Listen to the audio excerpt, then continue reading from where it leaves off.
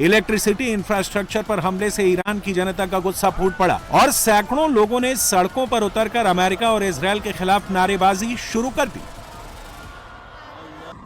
Power centres पर हमले के बाद ईरान भड़क गया है और उसने जवाबी हमला करने की चेतावनी जारी की। IRGC ने खुली धमकी देते हुए कहा कि अब ईरान अमेरिका और इजरायल के नेताओं और आर्मी कमांडरों के घरों को निशाना बनाएगा।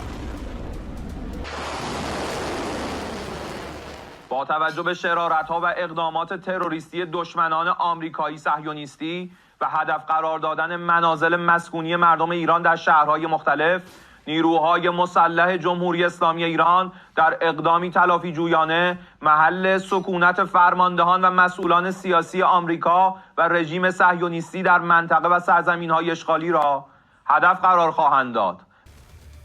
ट्रंप ने ईरान के ऊर्जा ठिकानों पर हमला ना करने का वादा किया था, लेकिन इसके बावजूद ईरान के संसाधनों पर हमले जारी हैं। और अब जब ईरान अमेरिका और इजरायल के अधिकारियों को टारगेट करने की तैयारी में है, तो ट्रंप ने एक नया दावा करके सबको हैरान कर दिया है, क्योंकि ट्रंप अब कह रहे हैं कि ईरान ने अमेरिका को 20 ऑयल टैंकर का गिफ्ट दिया है।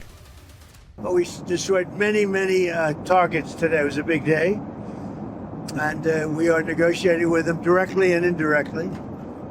We have emissaries, but we also are dealing directly. And as you know, they've agreed to send 8 boats 2 days ago, and then they added another 2, so it was 10 boats. And now today they gave us as a tribute, I don't know, I can't define it exactly, but they gave us, I think out of a sign of respect, 20 boats of oil, big boats of oil, going through the Hormuz Strait. लेकिन अब Trump चाहे कुछ भी कहें, Iran उनकी बातों पर भरोसा नहीं करने वाला है। तभी उसने मिडिल ईस्ट में अमेरिकी बेस पर हमले और तेज कर दिए हैं। ईरान ने सऊदी अरब से लेकर कुवैत, बहरीन से लेकर UAE और इराक के बगदाद और इरबिल में ताबड़तोड़ ड्रोन और मिसाइल अटैक किए हैं। सबसे बड़ा नुकसान कुवैत को हुआ है। ईरान ने कुवैत की लाइफलाइन यानी वहां के वाटर प्लांट को निशाना बनाया है। जिस वाटर प्लांट से कुवैत के 90% लोगों को पानी सप्लाई होता था, ईरान ने उसे उड़ा दिया है। इसके साथ ही कुवैत के बिजली प्लांट को भी हमले से तबाह कर दिया है। ईरान ने पिछले 24 घंटे में कुवैत पर एक के बाद एक 14 बैलिस्टिक मिसाइल और 12 ड्रोन से हमले किए हैं। ईरान ने कुवैत में अमेरिकी बेस को भी निशाना बनाया है, जिसमें कई अमेरिकी सैनिकों के घायल होने का दावा किया गया है। अमेरिकी फौज ईरान में ग्राउंड ऑपरेशन की तैयारी कर रही है, जिसके लिए अमेरिका के मरीन सैनिकों को कुवैत के बेस पर उतारा गया है। यही वजह है कि ईरान ने अब कुवैत पर मिसाइलों की बरसात कर दी है। वहीं इराक की राजधानी बगदाद के साथ ही इरबिल में भी IRGC के हमलों से कहर बरपा हुआ है। रविवार रात में इरबिल में कई जगहों पर एक के बाद एक धमाके हुए। यह अटैक ईरान ने अमेरिकी ठिकानों को टारगेट करके किया था। ईरान ने अमेरिकी बेस पर हमले इसलिए तेज कर दिए हैं क्योंकि अमेरिका लगातार मिडिल ईस्ट में अपनी ताकत को बढ़ा रहा है। और ट्रंप भी इस बात को कह चुके हैं कि उनके पास ग्राउंड ऑपरेशन का ऑप्शन भी खुला हुआ है। लेकिन अमेरिका के लिए यह ग्राउंड ऑपरेशन करना आसान नहीं है, क्योंकि इसके लिए अमेरिकी मरीन को स्ट्रेट ऑफ हॉर्मुज से गुजरना होगा और करीब 500 किलोमीटर ईरान के समुद्री बॉर्डर के साथ चलना पड़ेगा, जहां वो ईरानी मिसाइल, ड्रोन और तोपखाने के रेंज में होंगे। हॉर्मुज में ईरान की बारूदी सुरंगें भी अमेरिका के लिए बड़ा खतरा हैं।